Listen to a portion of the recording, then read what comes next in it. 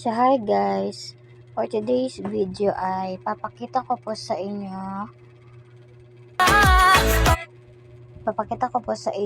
ang available balance ko po, kung saan po makikita ang ating commission o na-earn dito sa pag-affiliate natin sa TikTok. So let's go.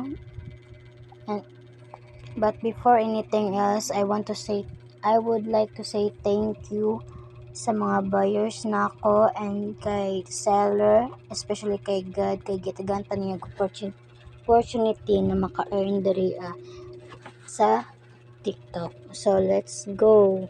So punta tayo dito sa TikTok apps natin. And then click natin tong profile sa baba. So mapupunta tayo dito sa ating TikTok account. So yan. Tapos punta po tayo dito sa TikTok Studio. Click natin tong TikTok Studio. So ayan.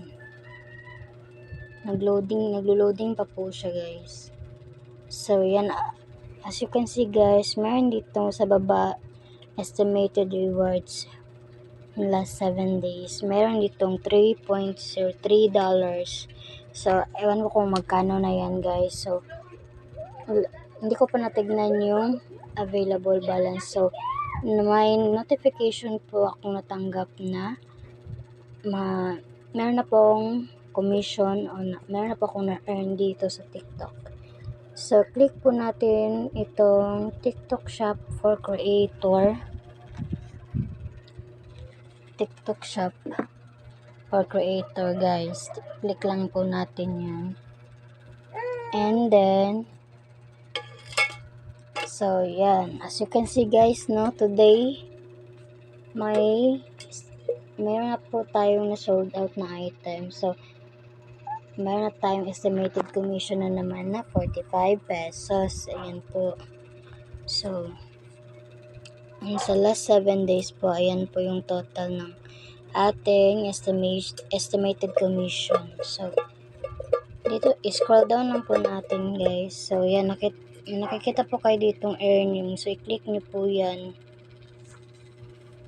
And then yan, makikita nyo na po yung inyong available balance. So tingnan po natin dito i-click po natin tong affiliate orders.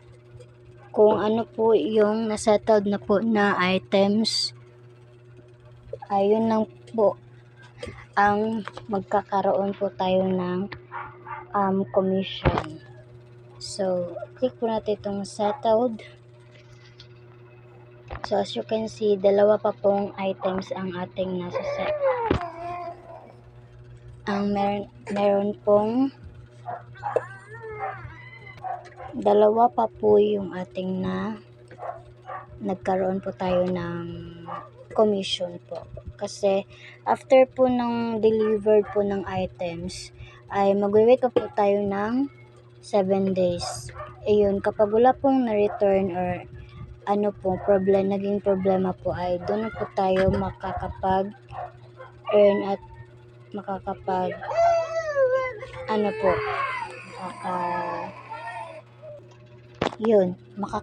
po dito sa TikTok. So ayun lang guys, kay nag-cry ng baby. Bye, salamat.